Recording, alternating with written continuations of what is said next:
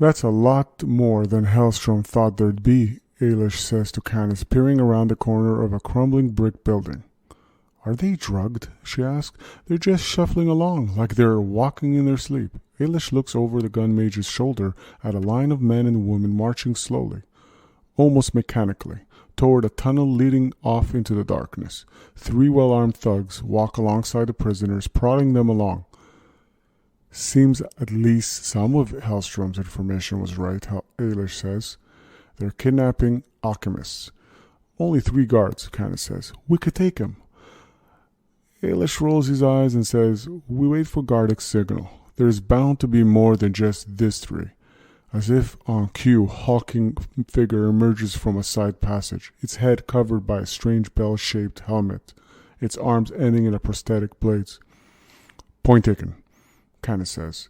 Looks a lot like the one we saw at Ambrose's lab. Eilish shakes his head. I really don't like where this is going.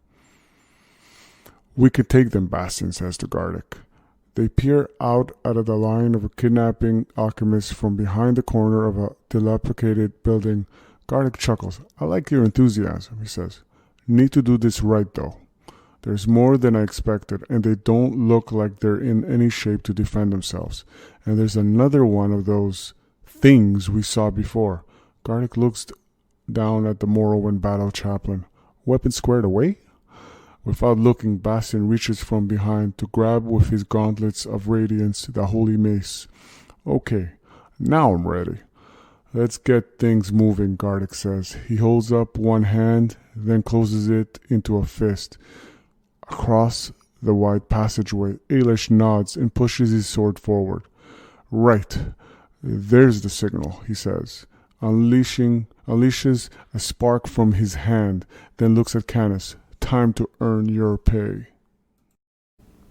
Welcome to RP Gamepire, and I have to say it's been a tough run for Gardek and his team, as now they've made it to deep into this Undercity, and now the saga continues where Chapter 6, Unnatural Enemies, and what are those enemies and their foes, and what are they up to as Helstrom realized he got duped as the heroes were too busy rescuing Ambrose, who kind of pulled their leg a bit, noticing in the end that at the same time the real captives and the kidnapped ones were being carried away into the Undercity by the Black Hand gang, and now the heroes have made it here, realizing what they see. Other alchemists have been kidnapped. For what purpose, they don't know. What they do know is their objective in this current scenario is this 2 captive markers or groups. They must be rescued, as they're being pretty much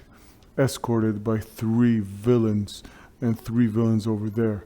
Now, for you to be able to remove them from the board is very simple. Eliminate the 3 foes, and you're pretty much rescued the captives. One thing to understand is that these 3 captives, or those 3 captives, will not go out of their way to attack the heroes, okay? They will stay within their boundaries, and every turn as they have initiative 1 will take the group and the captives to the exit point, which is right here. And if they make it here and they leave, well, pretty much you have failed in rescuing them. Now, at the same time, what you have to know is the moment that you manage to rescue one of these kidnapped groups is the cephalix, like I say, sounds like a disease. The cephalix will, cephalix will appear, if I'm pronouncing it right, will, the main, seems like he is the main villain or manipulator or the mind master in all this.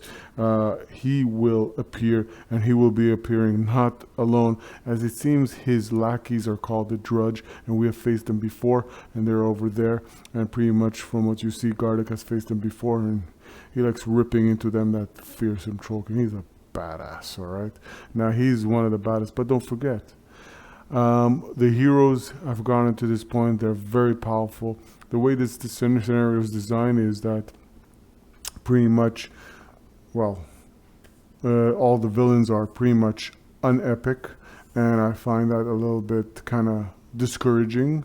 I could make them all epic, but let's follow this true story the way it is. All I do know that whatever the finale will be, it will be epic proportion and it will be very challenging. So let's play with this scenario. Let's see what happens. Let's see what the heroes will do to save the captives, the alchemists, and all I know, they get XP as a bonus for saving their butts, but let's hope they can get more out of this. Now also because the heroes have become more fearsome and powerful, and I think they can take damage, but they can hold their 2 feet solid on the ground. It's going to be very tough to pretty much really beat them up, especially if they're bunched up together. But the thing in this scenario, they're kind of set up a little bit separately. So let's see how we're going to define and set them up, and I'll try to make sense of why I set it up like that. So I'm going to put Eilish over here, and I'm going to put Canice over here. And then I'm going to take Gardek and Bastian, and I'm going to put them right here. All right. Now you might ask, why would I do that? So the first two to take action due to their initiative are them, and the last two are pretty much them. The point is the captives are over here, and they're the ones with the best armor, and pretty much they're the ones with the best possibility to pretty much stand ground against those foes, while they have the best reach in comparison to those two. So maybe as they kind of hold off against those drudges that are there and whatever kind of spawns around them, that those two can kind of focus one at a time element, and more importantly, I say they're going to take off one of those captives right away at the start, both of them, as then, because they move after the whole hero group does. So that's a very good thing. All right. I don't think they're going to be able to reach it right away on the first footing, but more importantly, they're the ones. So what they're going to do is they're probably going to run into here, and they're going to try to go this way, or they're going to go this way and pretty much try, because they only move in one space at a time. So what the heroes will do is pretty much kind of rush in right here and pretty much try to rush in on the next turn on them. All right. Now, the good edge also that they have is, and the problem that they have is that they're always going to have to be 3 villains here. So that means if ever one of them gets destroyed or 2 villains get defeated, then any other villains will try to take priority to come here and bunch up with the captives, because the priority is to get the captives, the kidnapped, out of the exit, and pretty much, well, the heroes get defeated pretty much in saving anybody, rescuing anybody, or doing anything.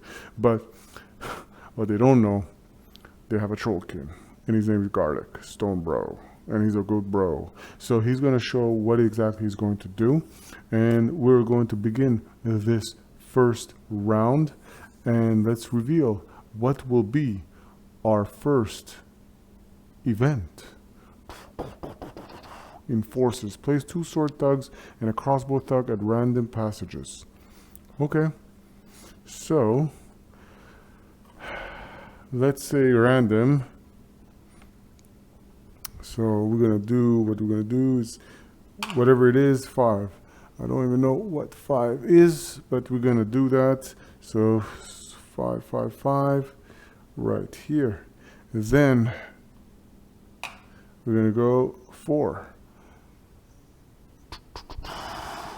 And 4 is right there.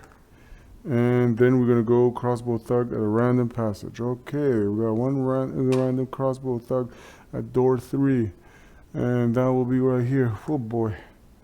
Okay, so that gets all interesting for everybody and everything. And that's the first event, pretty much, that occurs in this chapter 6. Unnatural enemies. And there truly are unnatural when you got a main boss called Syphilis, a freaking disease. All right, just don't catch anything. You might have the COVID. Okay, so sorry for the terrible jokes tonight. So now that they did that, let's roll before Canice takes her turn. Let's roll of who spawns. And don't forget, this decides who and where. So who and where. So 2-2. Can't go wrong there. So 2-2 will spawn. Oof, that's not fun. But at least he's somewhat far. It's another trollkin. Okay? Very important. If you happen to roll another trollkin, and there's no trollkin because the trollkin is part of a group of one of these groups, well, nothing really happens per se in there. Now for the heroes, I have to say they're really, really powerful. So I'm going to take my time on each one before what they're going to do and what their action will be, because they're really, really powerful in XP and experience as veterans in not only what they exploits in the Undercity, but also around Corvis and extra curriculars that they do on their own time. So let's see what Canice will do as her first action. So the first thing she's going to do, she's going to hoof it. And what hoof it says is pretty much when she decides to walk, she can walk, well, move 2 spaces instead of the usual 1, hence why she'd only hoof it. Move it, hoof it, move it. So this is what she's going to do. So what she's going to do, she's going to walk in. And because she's walk in, she will be able to pretty much shoot and attack this Cholkin with her, Cholkin scout I should say, with her weapon. Okay, and right now she has a sword and she has a mage lock, and she's going to attack first with her mage lock. Don't forget, she can use 2 rune shots. She will use the death bolt, which allows her, if you attack hits, and that's the attack. So don't forget, that's not the damage necessarily. If it does 1 additional damage. And this Trollkin has 2 HP, don't forget, or 2 vitality. And more important, don't forget, she has brutality also. So what she is going to do is she can't rush in, because obviously she wouldn't be able to do the range attack.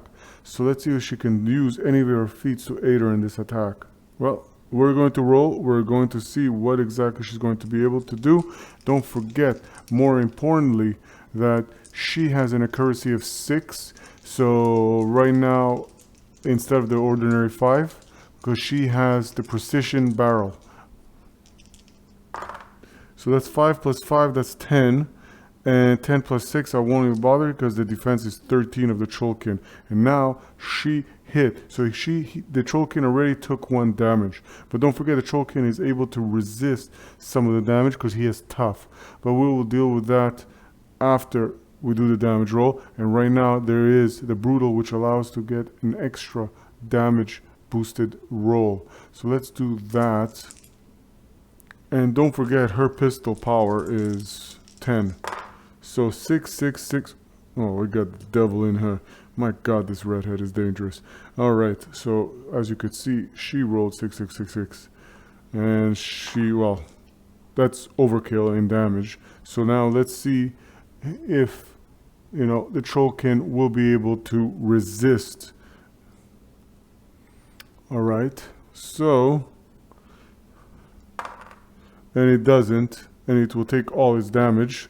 And usually you're supposed to roll every time it takes damage, but at this point, well, it didn't. So we're gonna say that it got removed, and we get 2 XP for this. But at this point, we will hold off on the XP, and we will say there's no more XP, it's been capped. Okay, so at this point you might say, what's the purpose? It's to see what Gardek and his group, Amazing Heroes, will do. And right now she did that, and she doesn't need to pretty much, well, she can't attack, there's nobody there. So what she's going to do is, also she has a Swift Hunter. Play this card after you incapacitate a villain with a range attack to move 1 space.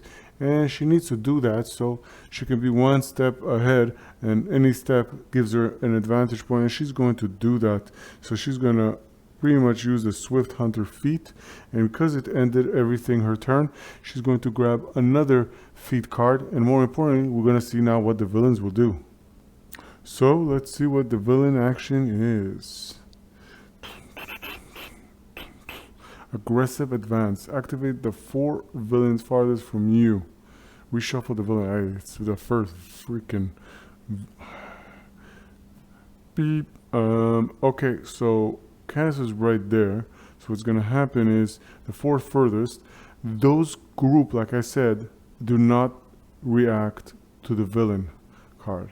Okay, so they react to when this kidnap group, which is initiative 1, reacts, they move. So the 2 furthest will be this ones, and right now I would say that they're closest to this group, right? Then here. So what they're going to do is going to move one space because they're within 3 distance. Actually, they're not, so they're going to rush in. Sorry for that. They're going to rush right in. And, well, the other one can't rush in. All he could do is walk. But if he has the pursue, don't forget, the pursue will allow him to pretty much rush in if he's not within 3.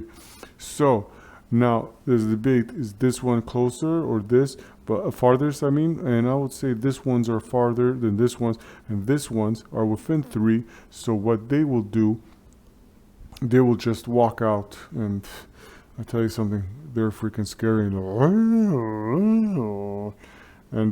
they pretty much notice Eilish, and he looks a little bit worried because they're the scary type. So let's see what really spawns on Eilish turn. 3 and 1. Oh boy, that's right beside him. And a 3 is amazingly so. Oh, how frightening is that? So it's pretty much that. So another draw just kind of appeared right on him. So Eilish will see what's coming and go, I must use the winds of power, and I have to go and influence, and he'll try to influence that drudge. And he does, he rolls a 2. So if you roll greater 2 greater than with the vitality, which 1, anytime you roll equal or greater to the vitality of the villain, you influence his mind. If you rolled greater 2 more than the vitality, then you will be a boosted attack. Alright, but in this case it's not, so it will just be an ordinary attack, and he will oh, kind of weird noises they make. So let's see the attack. The drudge, well, has an accuracy of 5 but a power of 12, and the defense is 11. So let's see what can we do here. All right, so this is 3 5 5 plus 5, I believe it's 5. Oof, it misses and nothing happens, so that wasn't the greatest thing ever. But he will discard a feat card. Okay, he will discard a feat card. He'll discard a feat card because he has that fast caster ability, which will allow him to pretty much to cast a spell. And he's going to cast the Arcane Bolt, which it's range of 2, accuracy is 6, power 7, and he will he will boost. Well, you know what? He should be able to hit it with accuracy of 6. So you know what? He's going to just blast at it with his Arcane Bolt. And let's see what happens. And 8 plus 6 was a good call. It's more than 11. And that's enough to say that it hit. Now he's going to try to damage the drudge. And don't forget, the drudge has an amazing armor of 15. The issue with it has resilient flesh, which means that you have to do greater than 2 damage. Greater than 1 of its vitality damage, or else it just gets knocked down to incapacitate it. Alright, you can incapacitate it once it's down. So at this point, I'm going to boost this attack to kind of, the amazing insurance policy, I like to call it, to ensure that we succeed in this. So let's see what happens. 10, 11. 11 plus 7 is 18. And that's just enough just to knock it down. So that's what happens. It gets knocked down. And again, you don't get any XP. So this is not about XP, this game. It's about making sure to hitting them as best as we can. So now that it pretty much used 2 feat cards, he will get a new feat card. Alright, and let's see. Okay, not bad. Don't forget, Eilish can have a maximum of 4, unlike any other hero. Okay, well, she has a feat weaver. No, it's not a feat weaver, but it's another one. It's called Arcane Meditation. And that allows him to Arcane Meditation. It allows him to have 4 feat cards instead of the usual 3 for every hero. Now that he did that, let's see what else can he do. Surprise, surprise. Eilish pulls something out and he goes Arcane Wards, as this one is right there frightfully dying and knocked down. He pretty much permanently dies because the Arcane Wards play this card to ignore one special rule on a villain stat card during this turn. You don't have your Resilient Flesh anymore, buddy. You're done for. And Eilish, pretty much job well done. So you know what? I'm pretty much happy and satisfied with that. And this feat card, he had it before he pretty much picked up the new one. So, amazingly so, job well done. Even though that was a delayed kind of reaction reading into it, but Eilish did beat that drudge because it removed the Resilient Flesh. And if that's the case, he did do his 1 damage. So pretty much that drudge is dead. So now that we did his turn, let's see what the villains will do. So the villains will activate the 3 villains farthest from you. I gotta say always, I love the art. And the 3 villains farthest from you, Eilish. Oh boy. So, we're going to bring this one in. And as he moves in, Gardek is going to do something called a counter charge. Before he can do the charge on Gardek, well, Gardek pretty much counter charged him. When a villain enters a space connected to your space, which is in this case, play this card to immediately move into that space and to make a melee attack, which means 1 against him, and the damage roll is boosted. I like the way you move, Gardek. I like the way. And before any of those 3 villains take action, let's take that into effect as Gardek swings his axe, his mighty axe. Don't forget, not that he needs super boosting, but let's see if he could do anything more than that.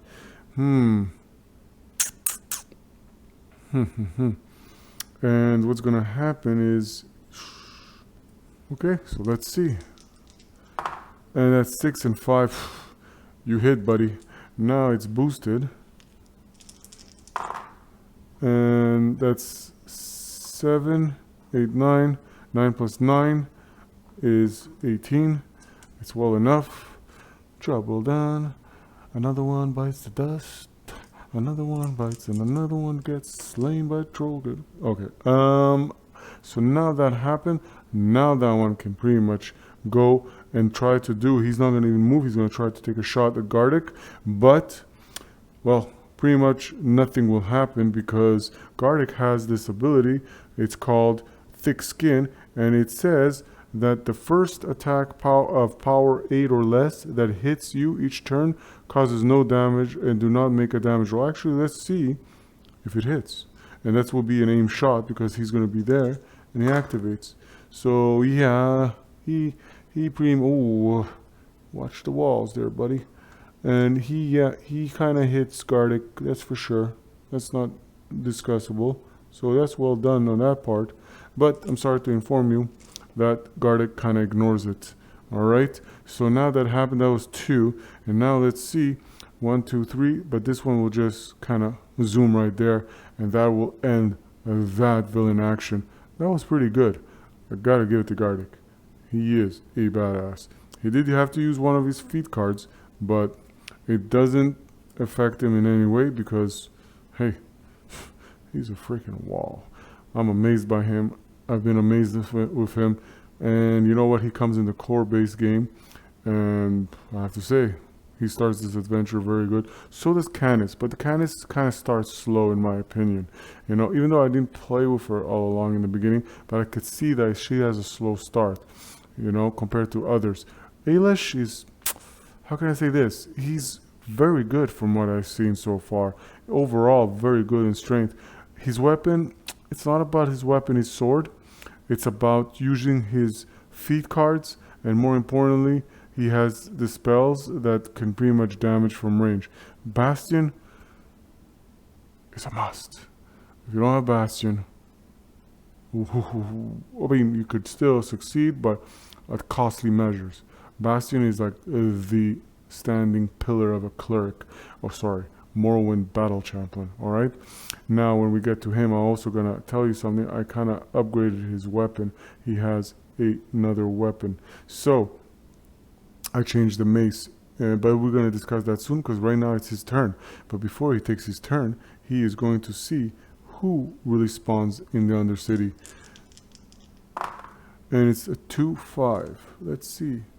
2-5, 2-5. So a 2 is a Trollkin, and it's at door 5. Oh boy. Alright. Trollkins alike. So there's another Trollkin right here.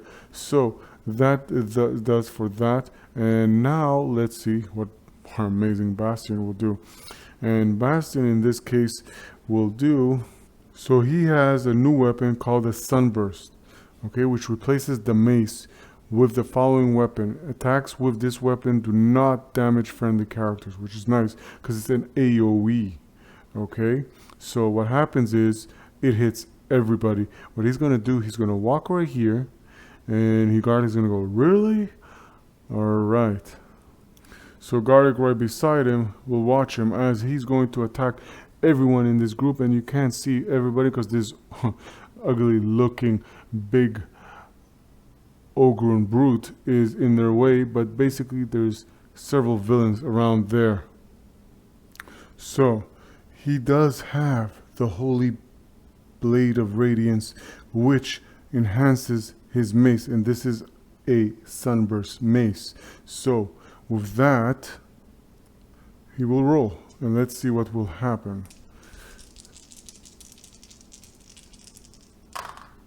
So he rolls, and as you could see right here, that's 11, 12, 13.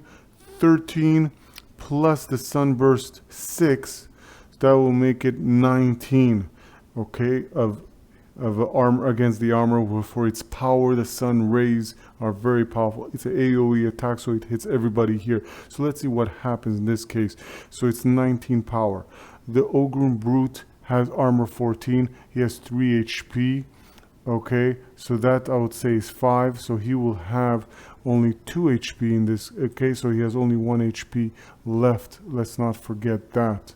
So now, more important is those two get eliminated behind him, so making them very vulnerable pretty much. And I like the way this is coming along because you could see how this is going to end up, and that's where I say the heroes are really mighty. So as you could see, and again, the reason why he has 3 vitality, this Ogre Brute, but the reason why he took 2 damage is because this was a strike of 19 power. So that is 5 or greater will cause super damage, which is 2 damage. All right. So, oh boy, oh boy, oh boy. Talk about making the right choices for power, and that really helped effectively because, buddy, oh, guess whose turn is coming up? Even though Bastian has the extractor pistol, I don't think he can use it because that pistol is supposed to replace one of his ranged weapons, and in this case we don't want to replace the Sunburst mace, and in this case also we cannot use that ranged weapon. So if we had another ranged weapon in that case, then we would be able to play around and pretty much have 2 weapons firing in the sense of range, and I think that's something he would need. But again, we're coming to a closure of a story. Of this great saga and adventure. So let's see how it plays out. But right now, Bastian did something phenomenal, in my opinion. But then again, these heroes haven't ceased to amaze me. So let's see how the villains respond and activate the 2 villains farthest from you. Alright, so let's see which 2 villains farthest from Bastian will react. So I would say the farthest ones would be 1, 2, 3, 4, 5, and this would be this one, or 1, 2, 3, 4, 5, 6, 7. Okay, so it would be debate, but I would say those 2 would activate pretty much, in my opinion. They're going to attack Eilish. So let's see what happens. This one is going to come here. So let's see, against Eilish, defense of 13 versus their accuracy of 5. And nothing happens. Look at that. 3 plus 5. And Eilish just maneuvers and, whoa, buddy, and moves aside. Now this one is also going to rush in. Okay, nice movement, zombie boy. All right, and this one is 5. 5, wow, I'm getting lucky here. 5 plus 5 is 10. Again, defense of 13. Eilish just maneuvers and he's like, whoa. He has his, sword right there, and the walls are cracking. I don't know why they're shaking all over. All right, so that pretty much ends there, and this puts it to Gardek now. Now Gardek, what he's going to do is something wild. He's going to ignore this one, who's going to take a free strike against him, and I don't think he really cares. All right, and he's going to rip right through, and he's going to go after the Ogre Brute. All right, so yeah, so Gardek will rush through. Whoa, buddy, and he goes and bashes right into that Ogre Brute, and pretty much at this point he will take a free strike from that one, and that crossbow is like, whoa, it's too fast. Troll giant. Yeah, you missed him. How can you miss him? That's a different issue. Thug. And now Gardek will attack as he charged in. Don't forget he has 2 melee weapons, and yes, he could use them in this charge. All right, but he can't use any range attack. So what he's going to do, they're boosted, and they're going to roll the first one, which is the mighty axe. All he needs to do is 1 damage. 6 plus 5 is 11. Okay, and 11 plus 1 is 12. 12 plus the 9 power of the axe. Well, I think the Ogre Brute is dead. And because that happened, a few things happened. So now we have rescued. Hey, thank you. Mighty Gardek saved you. All right, and off they are. And they just vanish off the board. And well done for Gardek. He has rescued the kidnapped alchemists who were dazed and confused walking in the Undercity onto that path and into the exit. And now he did a phenomenal job. But he's going to use his feat card, and he's going to overtake this foe that he just defeated. Play this card after you incapacitate a villain with a melee attack to move 1 space. The reason he's going to do that is any movement that he could take 1 step ahead is helpful, especially with Eilish there in need, and more importantly, with catching up with the next group, which is going to activate very soon. So, especially now that they managed to rescue one of the captive groups, guess who's going to appear? Because no big boss likes to hear good news.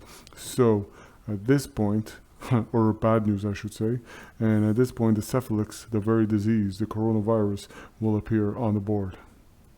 So now, more importantly, the Gardek finishes his turn, and he did amazing and phenomenal. Let's see what the villains will do in the response.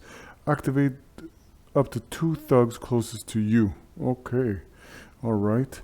And if you didn't see that well, there you go. And always enjoy the art.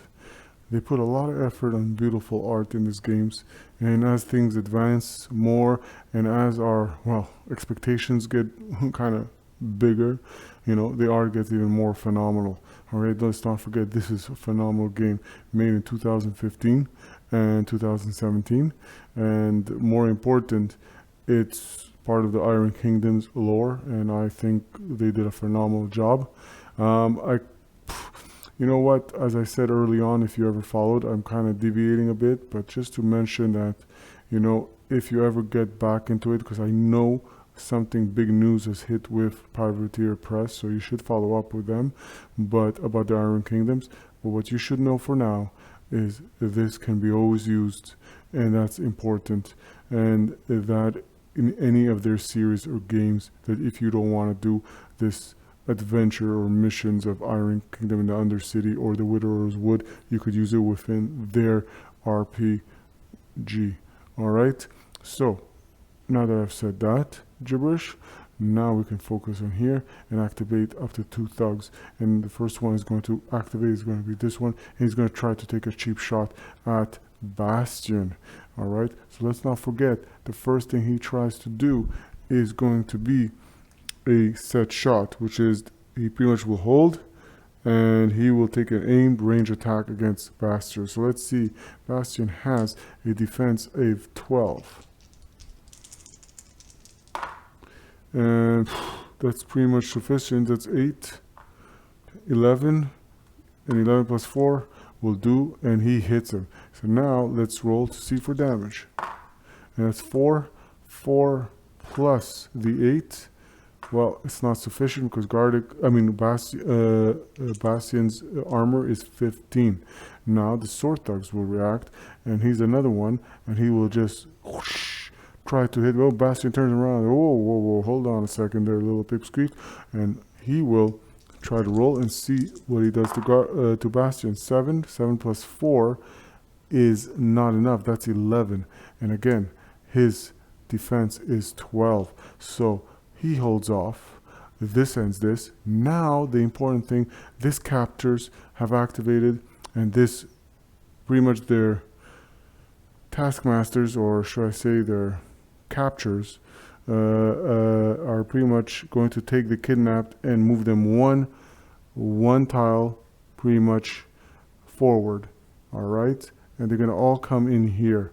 Now don't forget, only 3 of these villains, not the 4 that's in here, are pretty much subject to the rules of, the 3 that always have to be there in a sense, and they don't move within their vicinity. So this trollkin will probably be able to move out once he gets the opportunity. Or it could be the sword thug, or it could be the crossbow thug, and these 2 trollkins could stay there. But the most important thing, they moved. Now that happened, okay, it doesn't end here. Now because we rescued one of the main groups, a big issue happens because the syphilis or the disease will appear, okay, pretty much closest staircase to the captives, and he will appear here. Oh, what is happening? I gave you a simple job. Can't you just move along and make it go faster? So this ends round 1, and more importantly, it's a phenomenal round. I think Gardek again proved his mastery, but he's gonna probably try to get there to help Eilish, who kind of stood his feet and doesn't need that help. But they gotta meet at some point, and they gotta meet here, and they gotta take out this syphilis disease, because either ways to complete the scenario, you have to take him out, and more importantly, then take care of the captives, as Bastian will come this way, and he will try to exploit with his amazing, weapon called the Sunburst. Alright, and it's an AoE weapon, and then Canice will no different take aim at pretty much those foes, the drudges. We gotta eliminate the drudges around the syphilis, because otherwise it's pointless. The syphilis has an ability called Sacrificial Pawn, so pretty much he can kind of always keep himself alive as long as he has any sacrificial pawns around him. So let's make sure that never ends to be the case. Next event.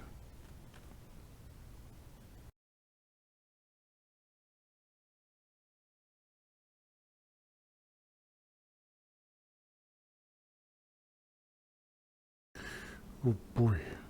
Okay, that was a tough one. And I'm scared to see what this round has, but don't forget, oh boy. So now where we stand is Canice is wounded, and so is Eilish, and so is Bastian, and so is Gardek, and Eilish and Gardek have 2 wounds on them. I'm not worried about Gardek per se. I'm worried about Eilish, who has only 6 vitality. Okay, let's see what... Oh yeah, it was brutal last round. And that was a surprise. Taking off the Silex, whatever the freaking disease was. COVID. And now we're going to pretty much... I have 2... Let's see. I have 2 more events, which means you have 2 more rounds per se. So we ain't much left to do. So you gotta we gotta nuke them right here. And their priority is to try to get to here, but right now they're kind of blocked per se, because Gardek's preoccupying here. And they're here, and they've been zoning around this area for a while actually. And thanks to Canice, Silex, and Bastian, no different, helping around. But now we're gonna have to put a finish to this. We have to execute this too. It is actually Canice's turn, and we're gonna do Canice. Okay, first let's see who spawns and where. Oh boy. 6 and 2. 6 and 2. 6 is not bad, and 2 is. And a 2 is. Oh, okay. Oh, I forgot. Sorry, I apologize. 2 is right here, but I forgot to pull the event. Silly me. So let's see, what is the event? The event for this round is Devil Rat Swarms. Okay, so let's see, Devil Rat Swarms. We roll for that one. And 5, it takes a wound. Interestingly so, I don't think it's gonna be a nuisance to me, but we'll do that. And that drudge, 5, it takes a wound also. Okay, and interestingly so, it takes a wound, you know, it's gonna get knocked down. It's not gonna get killed in my opinion. 6, this one gets knocked down. It's actually very beneficial to us. 3, this one is okay. They're okay. Okay, that puts an end to the rat swarm. And I love the art. I hate the event. I mean, it's beneficial in some way, but so we spawned that one and he's all good. By the way, actually it's not true, because he wouldn't have been here. This one would have rolled actually. So let's see what happens to him. Oh, good to know. Oh, hey, didn't forget you, buddy. So Canice now takes her turn, and she will blitz with her blazing mage lock in here. So if you see her right here, she's going, I'm gonna get you. She's gonna aim at the drudge right here. He's a priority, and also she has a way to kind of revert the whole resilient flesh, so she has nothing to worry. So 1 damage will be sufficient. So that's what she's going to do. She's going to attack with her mage lock. Let's see what she's going to use to do it. Lucky bullet.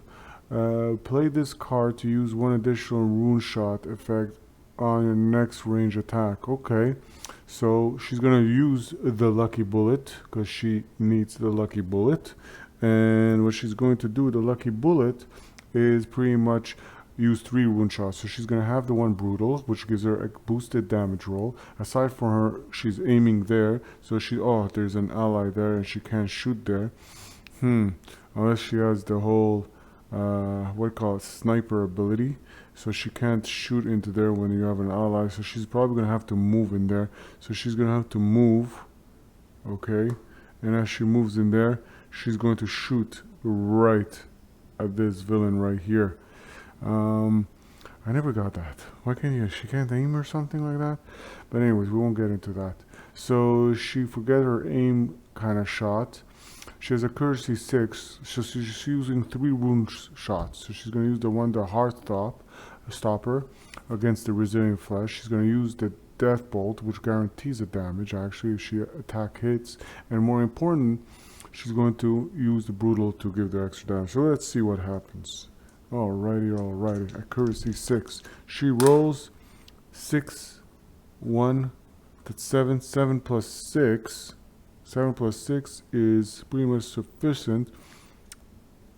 Yeah, it defends 11. So now comes the issue. Armor 15 against the drudge. So let's see what happens. So she hit it. So anyway, she's guaranteed a damage thanks to the death bolt, which is just an incredible ability. She has a slow start. That's why I didn't play with her at the beginning, but this is good enough. So she's going to roll 3 dice right now. Okay, and don't forget the power of 10. Okay, just for the sake of... Okay, so 5, 7, 10. 10% is 20.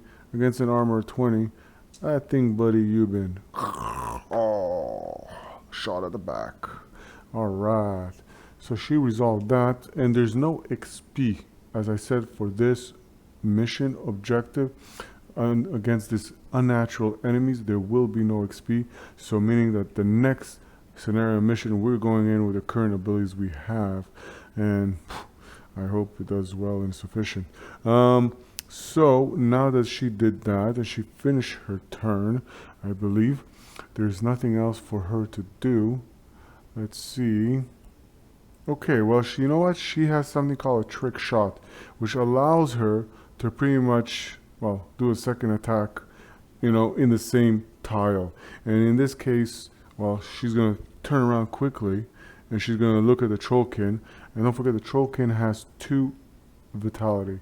And let's see which one she will sacrifice. When a villain up to 2 spaces away would make a ranged... Okay, nobody cares about that one. Sacrifice that feat card.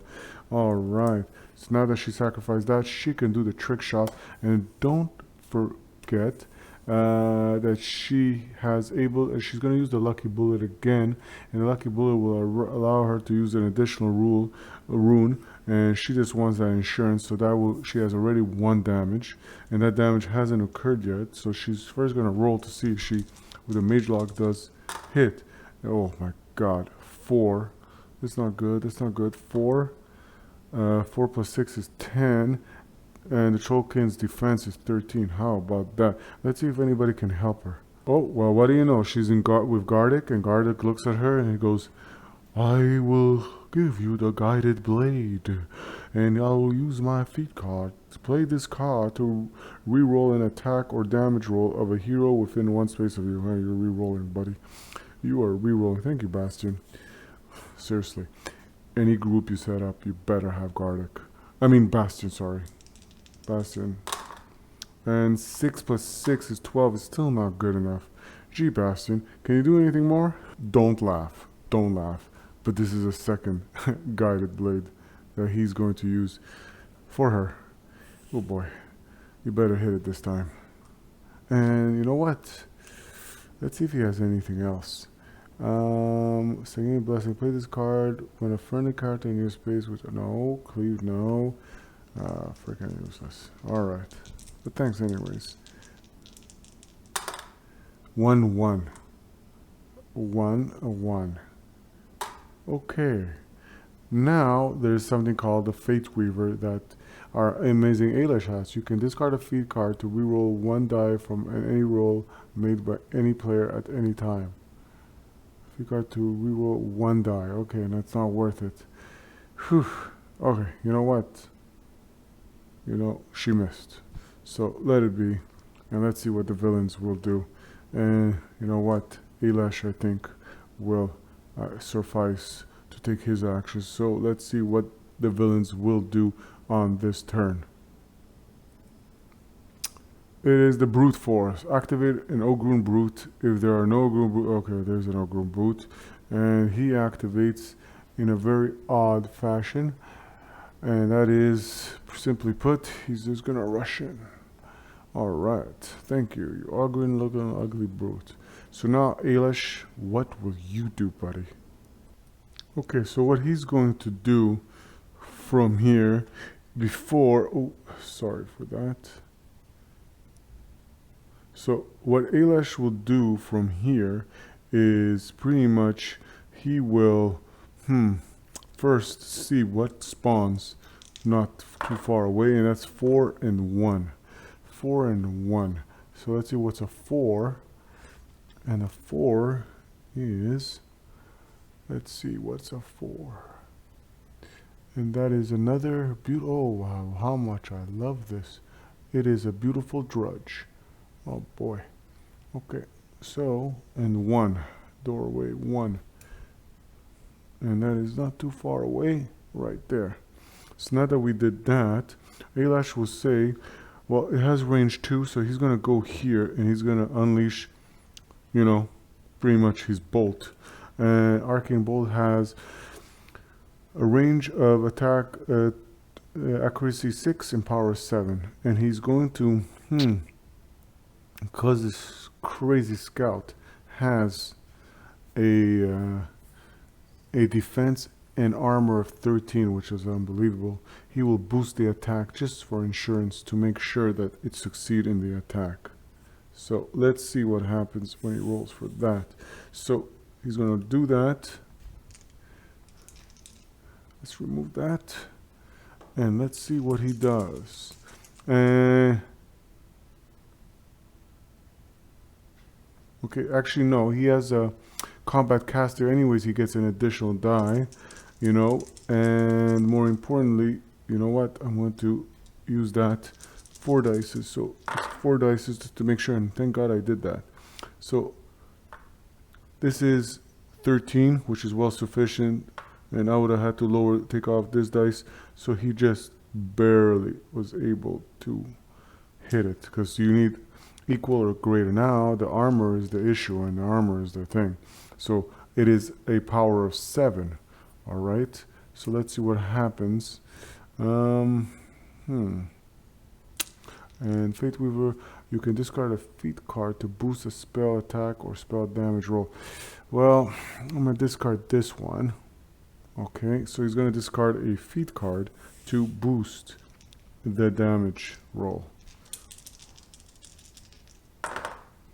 And thank God he did that. 14 plus 7 is overkill, because I said it's 13 armor, so he takes 2 damage. But because he takes 2 damage, he will roll once to see if he avoids any damage, and he does not. He rolled a 1. If he rolled a 5 or 6, he pretty much granted he would heal one of the wounds. So he gets removed, and I have to say something. It's quicker than I thought, and they are pretty much here. Ooh, the ground is shaking. They are pretty much here, and they get removed, the captives, right away. And we have just finished the scenario. And I have to say, there really were unnatural enemies. I think the Drudge and the Syphilis disease are really tough. I think the Ogre Brute is also very, very tough, in my opinion. The Trollkin is just annoying. And aside from that, the thugs are annoying. Now, do stick around, because we have unveiled the final chain quest for the Dead Man Walking. And if you've been following along, it's the final one. It's called Dead to Rights, if you remember early on in the gameplay. So now that we unveiled that, that will be coming up, because now pretty much Gardek has been informed that the Helstrom is in serious dire need of help, and we're going to find out what really troubles him now. Seems like we're always cleaning up his mess, but stick around for now the final rounds. Everything and everyone is epic, and there is no more gaining skills, so let's make it more stranglehold and tough, and we know what kind of foes we're facing. They're not easy pushovers, so stick around. Hope to see you. Remember to subscribe and enjoy this great adventure with Gardek and his amazing group.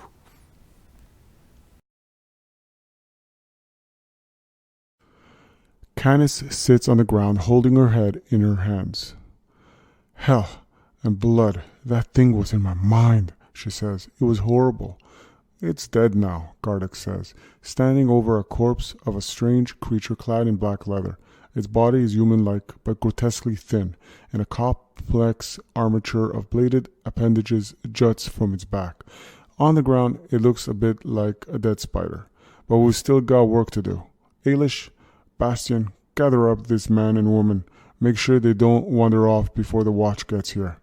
Eilish and Bastian begin shepherding the kidnapped alchemists toward a nearby building. Canice holds one hand up toward Gardek, and the Trollkin can't quite hide a smile as he takes her hand in his hands and pulls her to her feet. What's next? She says. It came from there, Gardek says, pointing to a dark stairwell from which the sinister figure has emerged. I think we try to figure out where that leads. Canice turns her gaze to the stairwell and says, Fantastic.